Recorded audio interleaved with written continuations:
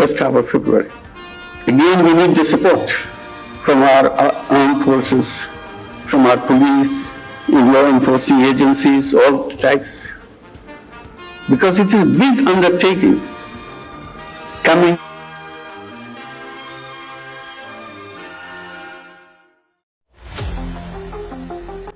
একটি গুরুত্বপূর্ণ মুহূর্ত স্মরণ করে প্রধান উপদেষ্টা ডক্টর মোহাম্মদ ইউনূস আজ ঘোষণা করেছেন, দেশের আগামী নির্বাচন শান্তি এবং সাফল্য সেনাবাহিনী অবদান রাখবে।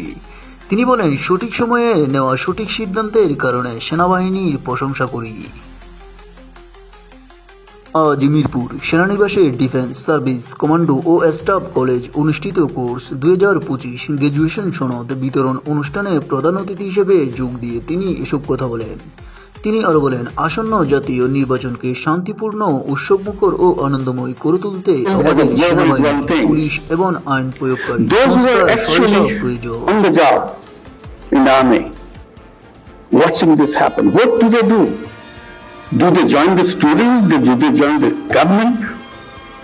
They fall apart in deciding where should they stand.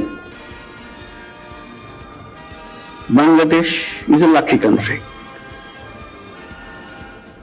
All the armed forces, the entire rank and file, under the leadership of their leaders, stay committed to the people.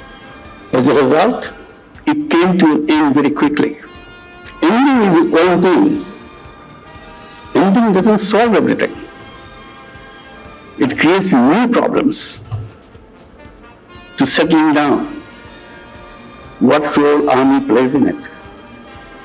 We are torn apart in debating, discussing, mulling over the whole thing. What do you do?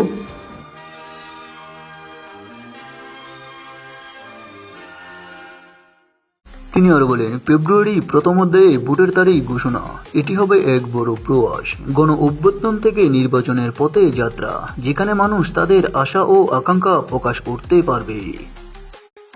তবে এবারের কোর্সে অংশ নিয়েছেন 28টি দেশের 311 জন তরুণ সামরিক officer.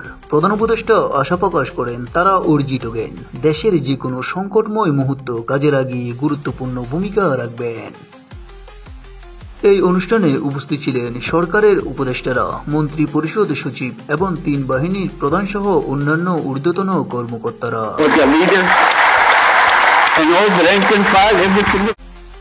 তবে doctor Mohammad ইউনূসের এই বক্তব্য আরও স্পষ্ট, দেশের নির্বাচন প্রক্রিয়াকে শান্তিপূর্ণ উৎসব হিসেবে পালনের জন্য সেনাবাহিনীর সমর্থন অপরিহার্য। BD breaking.